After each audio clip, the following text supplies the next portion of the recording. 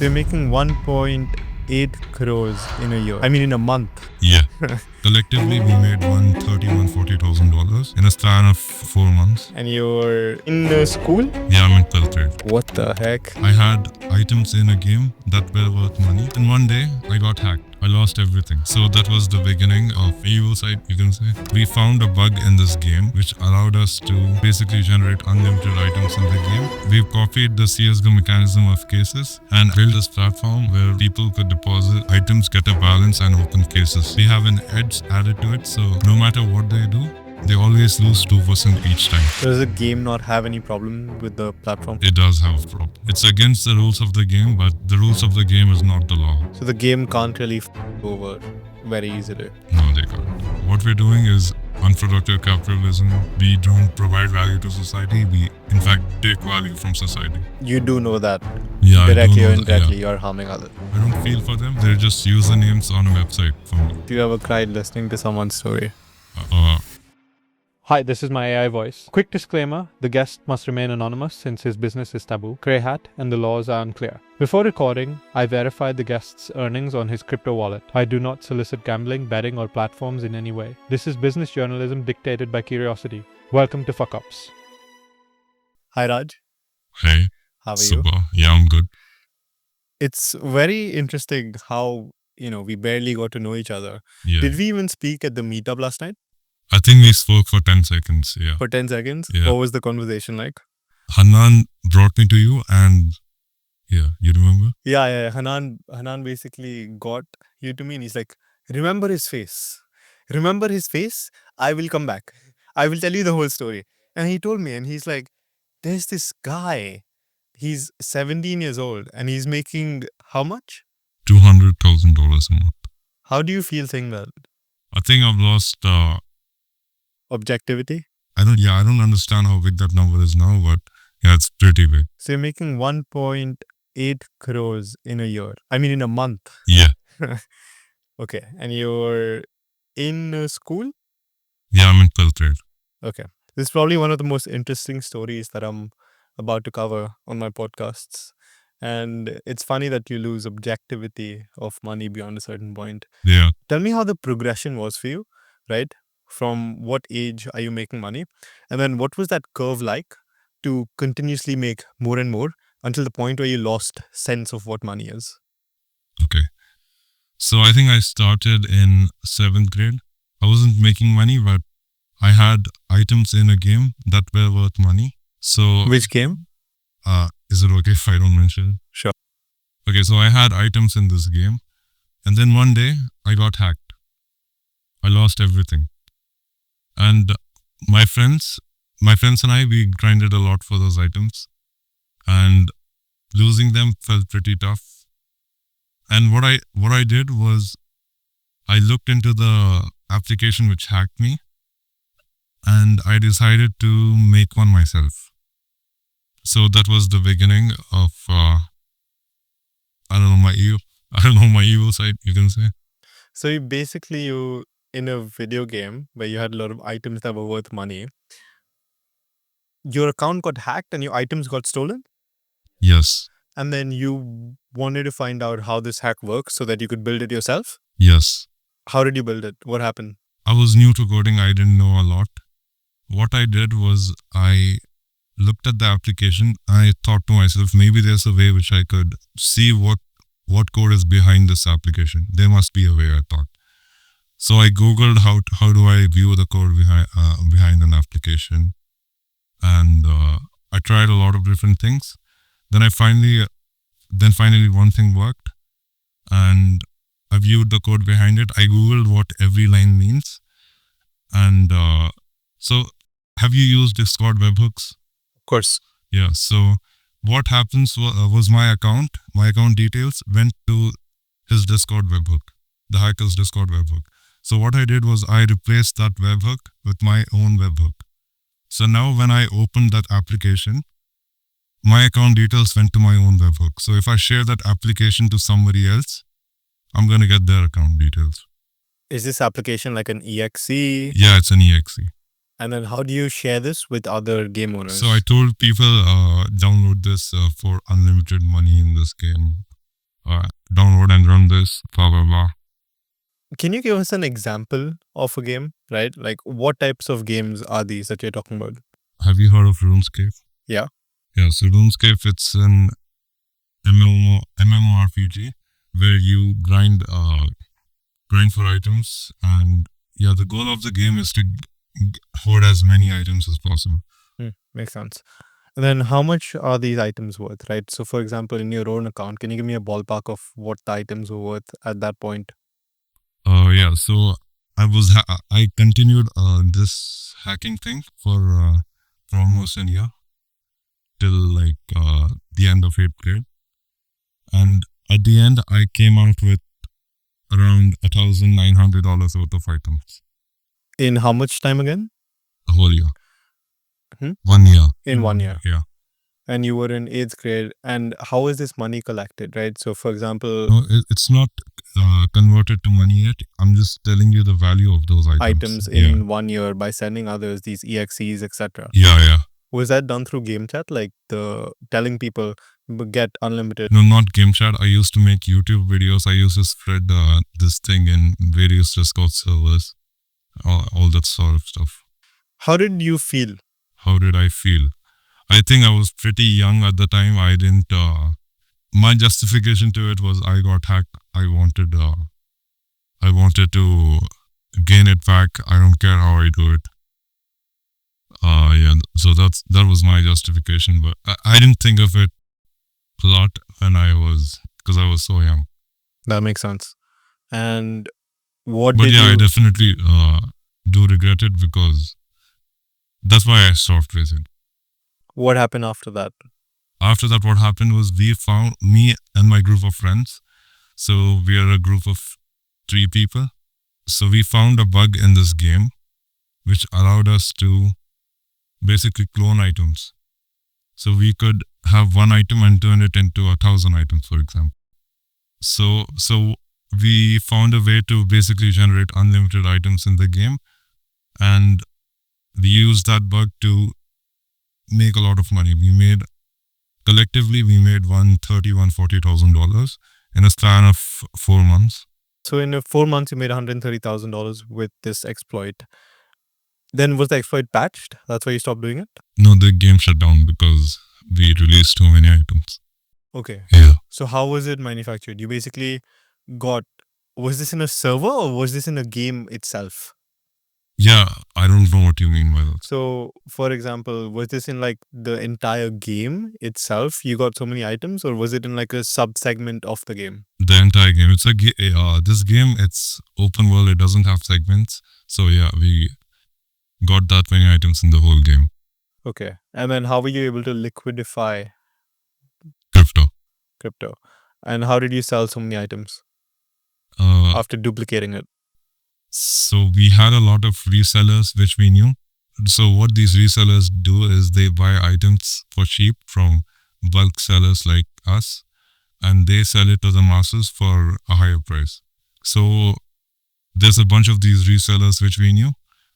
We made a group of sorts with these resellers, and we just distributed these items to them without giving away the exploit. No, so you held the exploit to yourself, to your group of 3 people, and then there's like a whole manufacturing line over here. Yes. Like you're the mass producer and you give it to wholesale, and then they gave it to shops maybe, and then that's interesting. And then how did you find out that exploit? My friend, we were experimenting with bots in the game, so we basically overloaded the server with a lot of bots, and we crashed the servers. And what happened was, when we crashed the servers, it rolled back to a previous state of the game.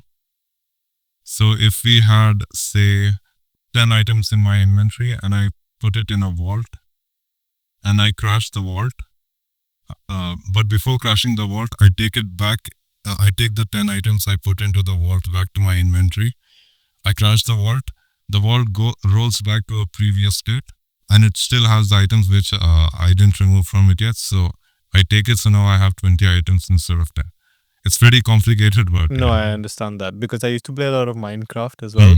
So I feel like this is kind of similar in Yeah. that sense. So while you were searching, so were you like searching for exploits at that moment? No, it actually, we were not searching for exploits. We just were experimenting, crashing servers, and we found this exploit as a result.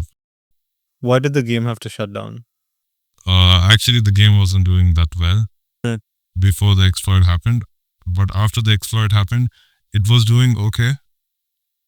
But some other people, they found the exploit and they started releasing tons of items for free. They didn't decide to monetize it like us. We were controlling the release of these items, so we didn't want to crash the game's economy, and we wanted to control it properly. But these guys, they just released these items in masses and crashed the game's economy, and the game could roll back to a previous state and maybe reverse the items getting released, but I think they just decided let's That's not focus on worth it. something else. This is not. What was the worth it. user base like? How many people were actively playing this game at that time? I don't know exactly, but I think 20,000 people daily. Yeah, Okay. 20, 30. I have so many questions. One of them is like, did you learn to code at this point? And how old were you when the group made $130,000? So this was when I was 15. Yeah, I did learn to code. That's how I made the bots to crash the servers and everything. And how did you learn to code so fast? I didn't delve into every little part of coding. I just learned the basics. Yeah. What I needed for it, basically. Which yeah. languages were used at this time? Was it Java? No, it's Node.js. Node.js. JavaScript. Okay, JavaScript in this case. Was it a web application? Like, was No, it a no, web no. game? Or was it a downloadable game? Yeah, it's a downloadable game. And then how was the money split between the group of 3 friends? We didn't have like a strict percentage split between us. We had our group of resellers. We had unlimited items. It was up to us how many items we could sell to those resellers. Whatever we sold, we kept. We didn't have like, out of this 140, you keep 10%, I keep 90%. We didn't have that. So then how much did you personally have in your wallet when you were 15? 33. 33,000. Yeah, I didn't manage to sell that much. How did you feel at that time? Did you already lose objectivity of money, or No, what was actually, that like? it just felt like a number in my crypto wallet because I couldn't spend any of it. I just wanted to see the number grow. I didn't actually. I didn't know what it felt like because I never spent the money. Makes sense. Then moving on from this endeavor, right? If you're 15 and you already made so much money, and even though you don't feel like you have money, you're still in school. How was that like for you? I was always a good student. I scored a good percentage in 10th. I didn't let it distract me from my studies. I was focusing on my studies as well. I mean, at times I felt like, why am I doing this? Why am I studying? But I realized that that this money is just temporary. It's not going to stay forever because it's a duplication bug. It may be fixed later on. Yeah. So at that point, I was like, let's study. Let's see where this goes. That makes sense. Then after this game shut down, what did you do next? I took a break and I just focused on studying. So I took a break for like 1 whole year. So until I was 16, 17, I think I almost turned 17. I took a break till then, and then I started working on my new business. So we had a plan. Yeah, so me and my friends, we were Same group of friends? yeah, same group of friends. Actually, we had one new person join us, and one guy left. So still overall 3. Yes, still 3 people. So we were playing this game one day. Maybe you heard of it, CSGO. Of course, Yeah, I played CSGO. Yeah, a lot. CSGO. So Not CSGO 2, right? Global Offensive. yeah, Global Offensive. Yeah. It's the same game actually. Now there's a CSGO 2, right? If I'm Yeah, not wrong. CSGO. Like there's a sequel to it. Yeah, it's a sequel, but all the whole mechanic and the items of the game remain Items the also same. transferred. Yeah, items, everything is transferred. Because CSGO my shut down. era is in the global offensive Hmm, era. yeah. Not before that, not Yeah. after that. Yeah, same. Right? I didn't play CS2. I only played CSGO myself. Anyways, so we were playing CSGO one day, and we found, CSGO has this mechanic for opening cases. Yeah, of course. Yeah, so you But pay. let's also explain it because a lot of people will not have played CSGO. Yeah, so in CSGO you can pay an amount of money and open cases, and You have like keys. You can yeah, buy yeah, keys to keys. open those. Yeah, you right? have to buy keys to open a case which you also buy. And these cases always have items in them. Yeah. Those items you can buy and sell on the market for real money. Yes, exactly. But that real money you cannot withdraw. You have to use it on the Steam marketplace. So it's not real money. It's just credits on the Steam platform. Anyways, so yeah, you could open cases and get an item that's more than you bought the case and the key for. So you get more than what you paid, or you can get nothing, get some bad item and lose everything you paid. So we saw this mechanic in the game, and we started playing another game as well.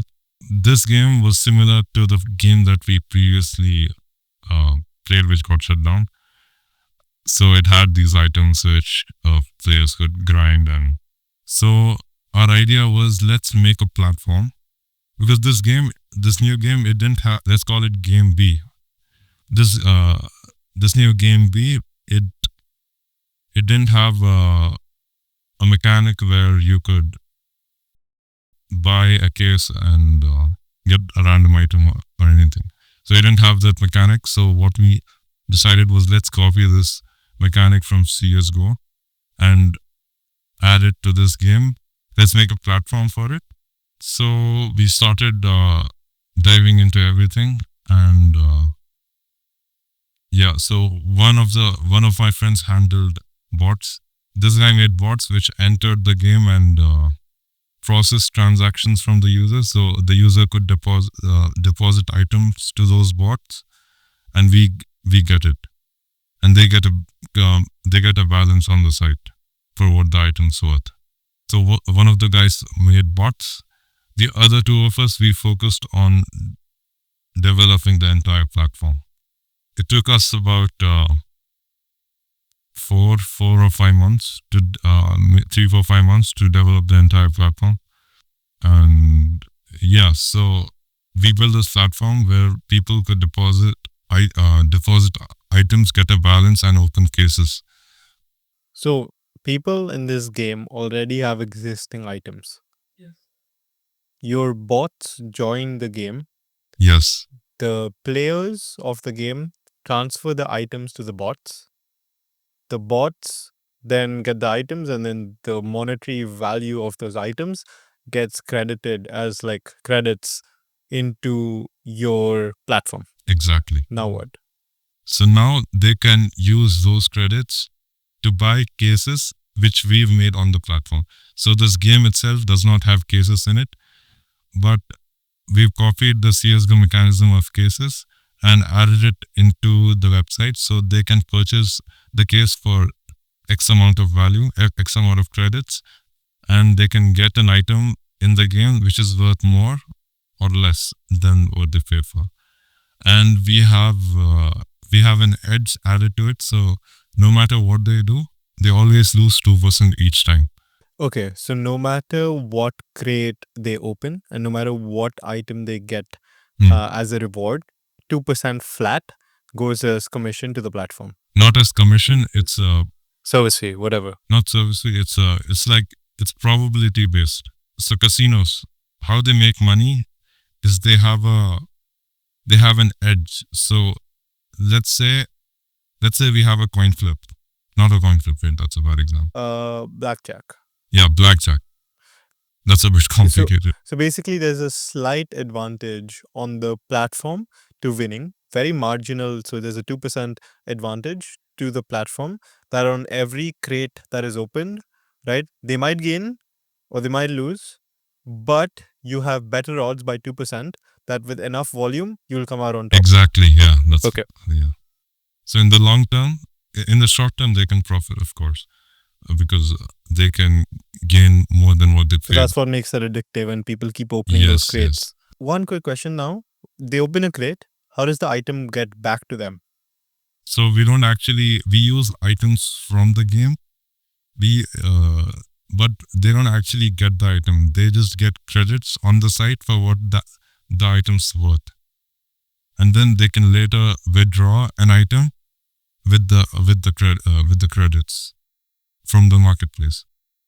How do they withdraw the item then? Let's say now they won a bet, right? So they deposited the player as an item. They give the item to the bot, they get the credits. Let's say they get 10 credits for one item, right? Now with the 10 credits, they opened a crate. They used all their credits, and now they got an item worth 20 credits.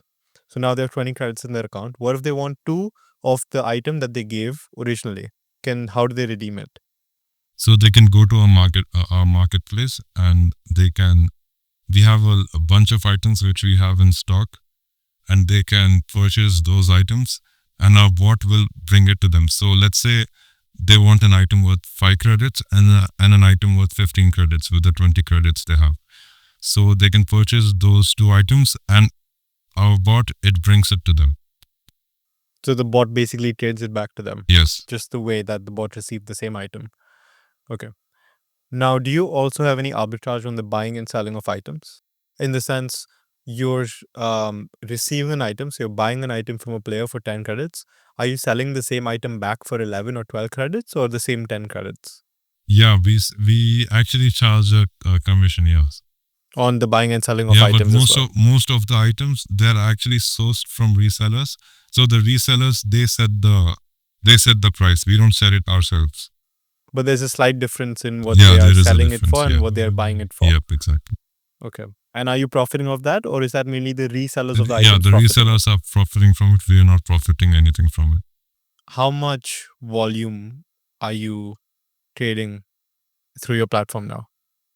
So we have an average edge of 3%, and we make $190,000 In a month. Yeah. So you can calculate it. I don't know what's the exact amount. But there's like millions of dollars basically Yes. that are being traded through the Yeah. platform. How big is this game? It's a big game. I don't know how many players it has in total, but I can tell you how many players are concurrently playing the game. It's around 120,000 players. Okay. And just so we set some scale examples, Yes. do you know how many players play CSGO daily or Valorant daily? Yeah. CSGO. I believe it peaked at 1.2. It averages 800. I'm not sure. 800,000 players. Yeah, 800,000 players concurrently online at the same time. But this game, it does 120K. So on the scale, it's a slightly smaller game, but it's the perfect size. So there's still good money in it. Yes. Why doesn't the game itself make a marketplace? Because I think making a marketplace like that, which involves real money, it needs a lot of licenses, and you can't actually trade it for real money. Even the Steam marketplace, you get credits on the Steam platform. You can't take those credits out of the Steam platform and into your bank account. So you can't do that because there's a lot of anti-money laundering. Yeah, correct. Yeah. Then how did you get this idea of this marketplace? Was it basically from the CSGO crates, buying and selling, and also having a Steam platform? But you thought, why not actually make it real money and take it off Steam? Was that the idea? There's also many different CSGO sites which offer crate opening For real money. for real money. Yeah, for real money, and they had this similar. They had a similar system where you can deposit items, get the monetary value, and convert the monetary value back into items. So that's how we got the idea. So basically, you saw this idea somewhere else. Yeah. And you're like, okay, well, this game doesn't have it. It's a big enough game. Yeah. Let's do it.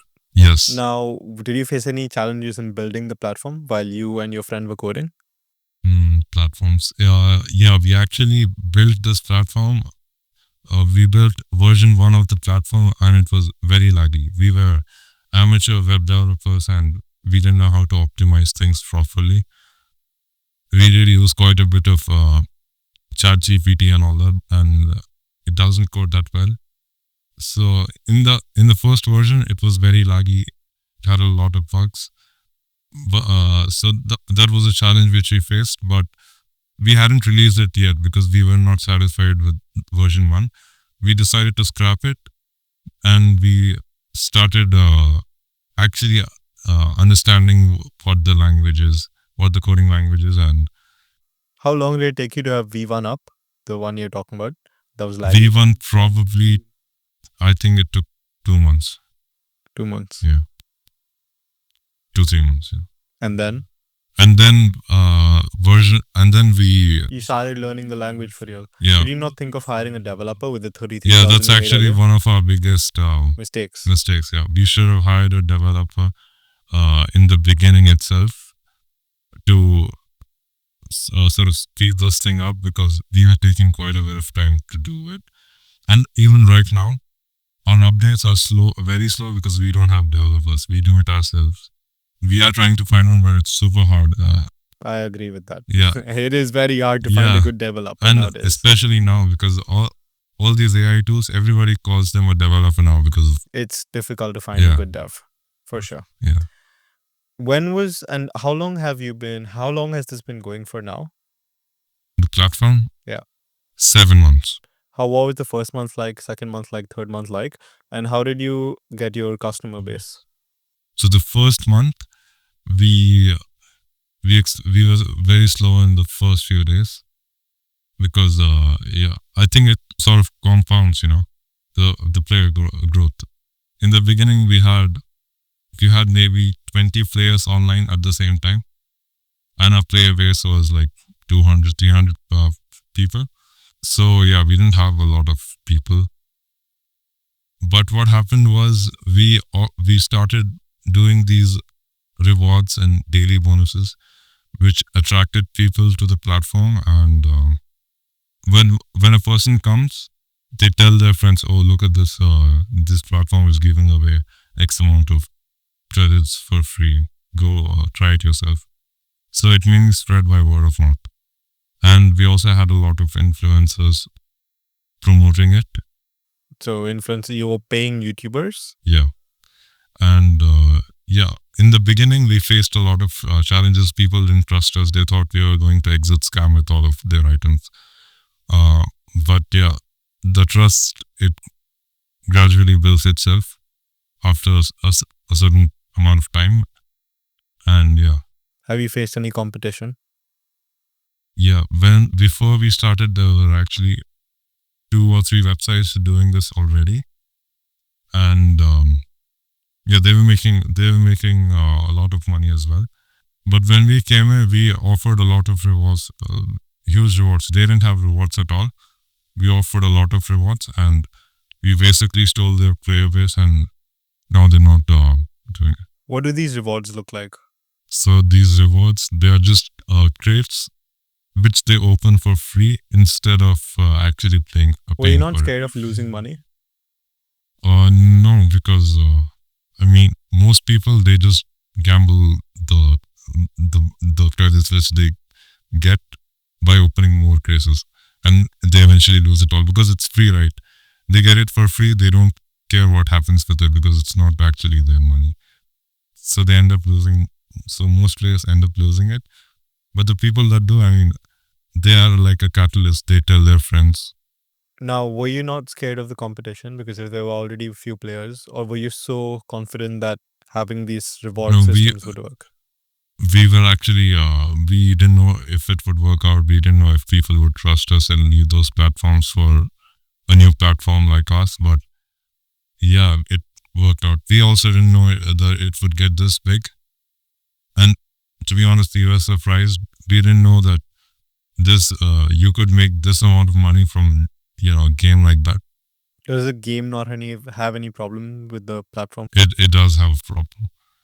They ban our bots, but we just make new bots. It's against the rules of the game, but the rules of the game is not the law. So yeah. That should be a quote. Are you sure it's not the law? No, it's not the law because it's not the law.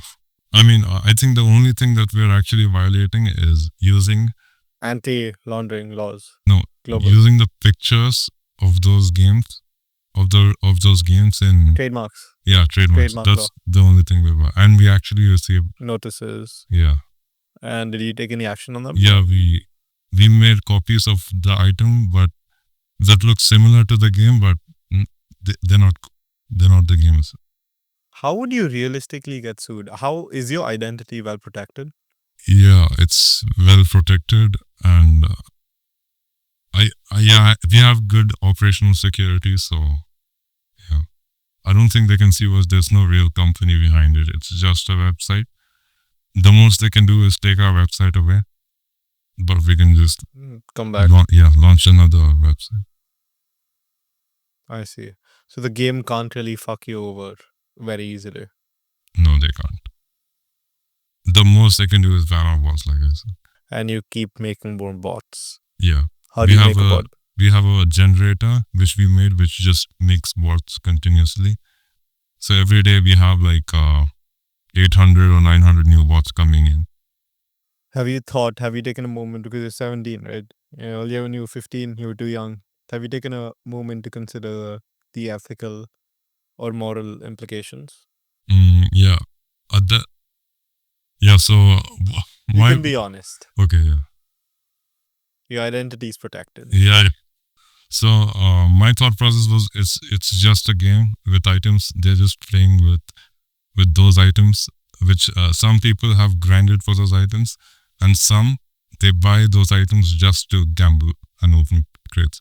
So that the other group, the second group which I mentioned, that's the part which we actually are not comfortable with, and we've actually banned a few people that do that, because some people they come into my DMs and tell me I've lost my rent on your website. I tried to double it, but please help me out. I just give their loss back and I ban their account forever, so they can't access our site again. So we do that. We actually have a lot of protection against this, but yeah, no system is perfect, and I truly don't want to harm anyone. I just if this harmed people, CSGO would not have crates. The authorities would have taken action and removed those crates forever. Isn't that a way to justify the example of CSGO? That's a way to justify what you're doing. There's also a lot of many people are against the system that CSGO uses as well. Coffeezilla? Yeah. So he made a 3-part series exposing the crate opening sites which CSGO already has, and CSGO themselves for having a system of opening crates. Actually, the French government took action and banned CSGO or something because of this system which promotes gambling in a way. But what CSGO did is they just removed the spinning animation. When you open crates, you get a spinning animation. They just removed the spinning animation and just made the item pop out. And somehow that the French government was satisfied with it, and they unbanned the CSGO. Yeah. Damn.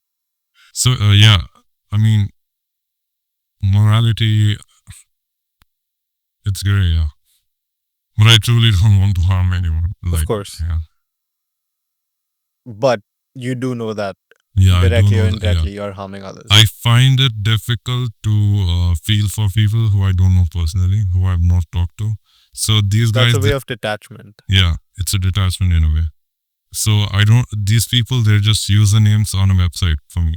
They're not real people. They just, I don't see them personally. I don't talk to them. So I don't feel for them, but when they come in my DMs and say their stories, that's when I feel bad. That's when I try to make it up to them by doing this. Yeah. Hanan he's right here. He's asking if you ever cried listening to someone's story. To be honest, no, I'm not cried, because some people, you don't know who's telling the truth and you don't know who's telling lies, because there's a lot of people that fake their story and You're just very detached from it because at the end of the day, these are Discord usernames for you. yeah, exactly. I see what you see, but also it's definitely good for you to take a moment to realize that there is real impact, especially at the volume that you are achieving. Granted, most of these guys are kids, so technically this could be a lesson for them. But when was the moment now that you detached yourself from the money you're making that's coming into your crypto wallet? And out of the 3 friends, how much are you personally taking away from the 200K, 190K? I'm taking 37.5, 35, 37 point. 37.5K every month. Yeah. And tell me, how that gradually ramped up month 1 to month 7. And when was the point where you're like, now what? Actually, I don't remember exactly how much we made per month. I can check if you want. No worries. But Okay. just what was that? Was it a very exponential curve? It was pretty exponential. Most of our growth came. So right now also you're growing a lot. Yeah, I think we've gotten so big that there's no room for us to grow. So we're planning to expand to other games as well. That makes sense. Or it might be time for you to start investing in the growth of the game itself.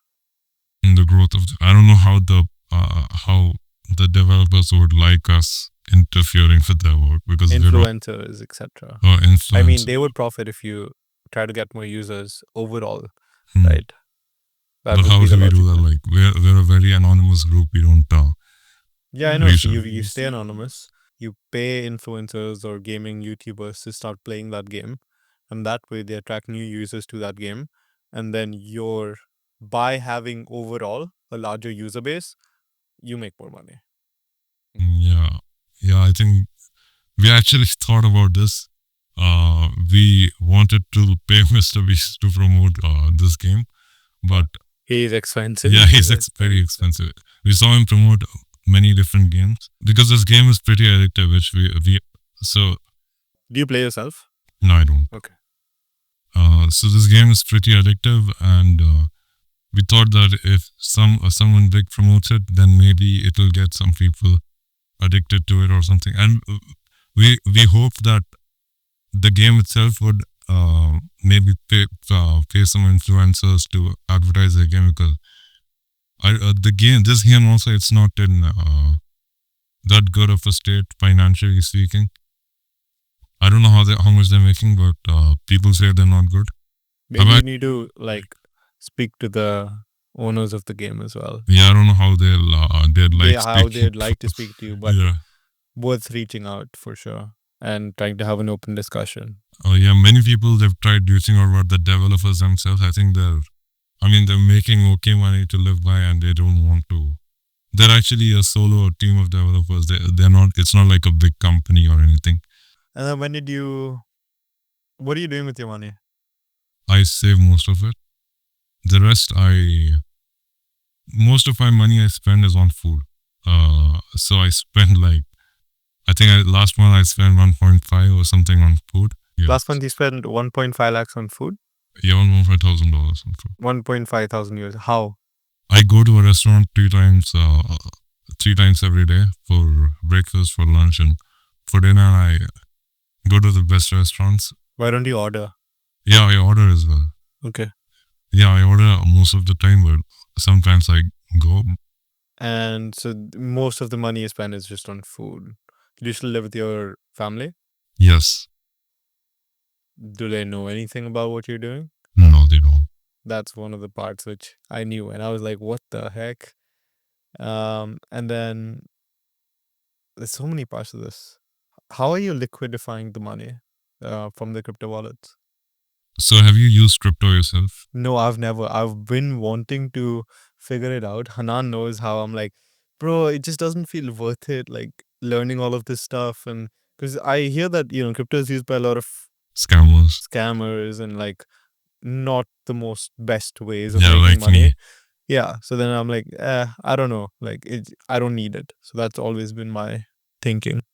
So there's a lot of platforms where you can convert crypto into real money. But what about your PAN card? Yeah, bank account. So what I do is there's a Discord server. So I just open a ticket in the Discord server, and they give me a crypto address. I send them the money.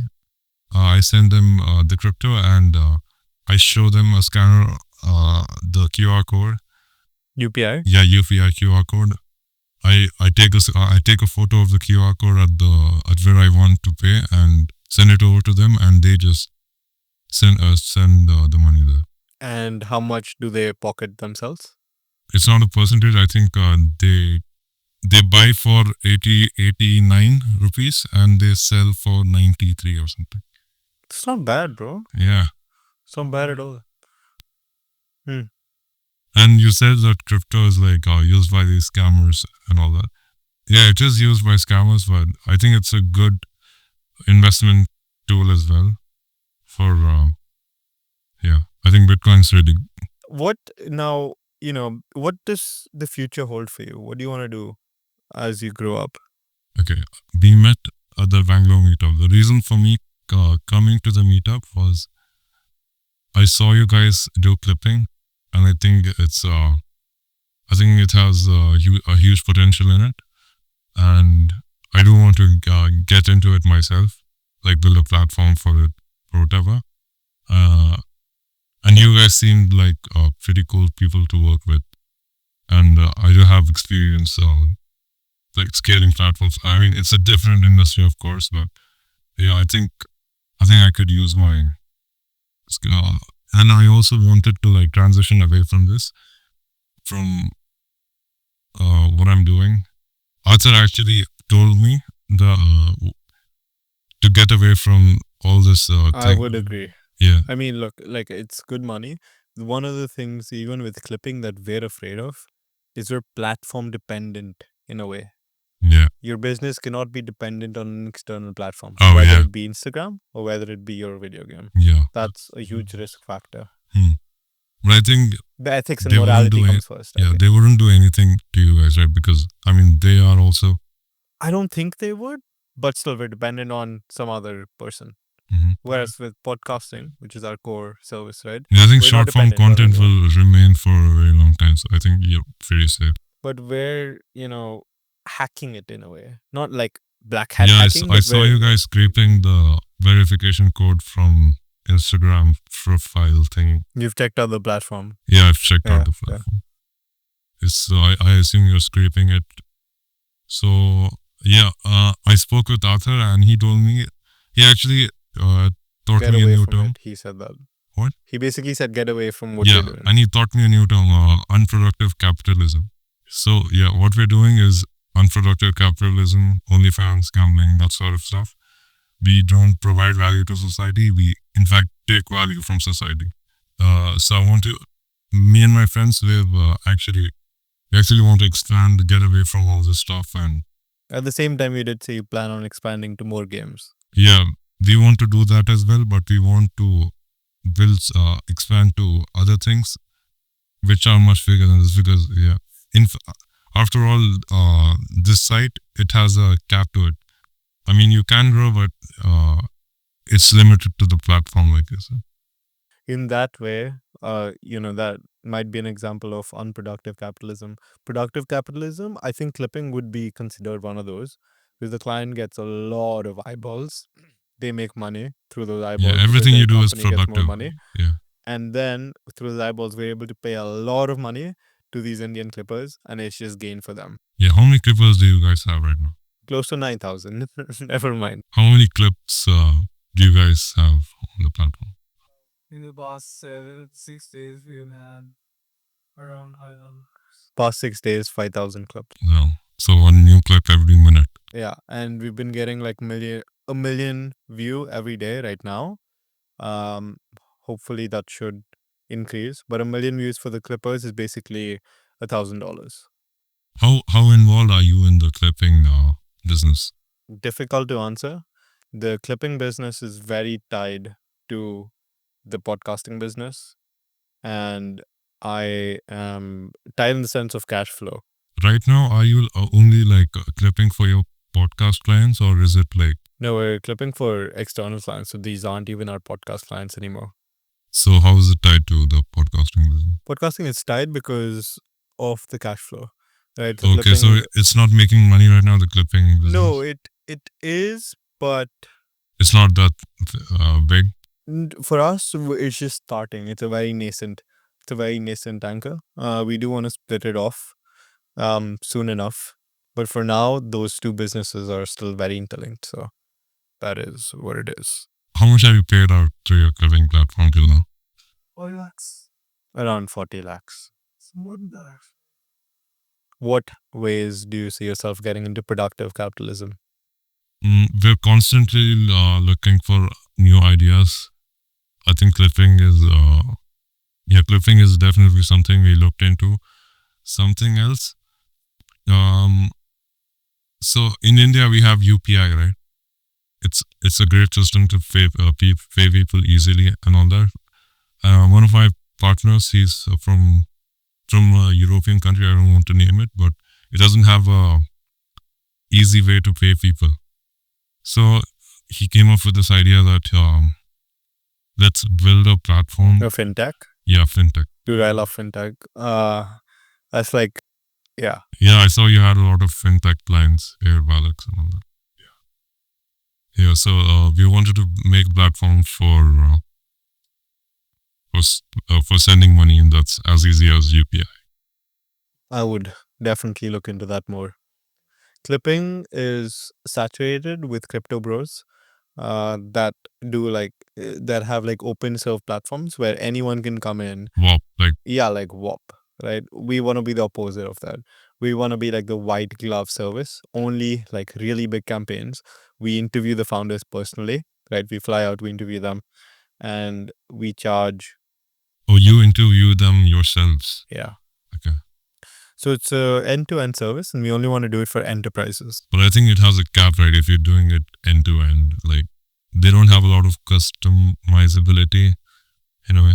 Like they're limited to your clips, No, their interview. generally, a podcast that's recorded just for clipping, that tends to do a lot better than a normal podcast, right? Because we ask them questions that we try to extract viral hooks, and then we make them like re-say the sentence with a good hook that we think of in the moment.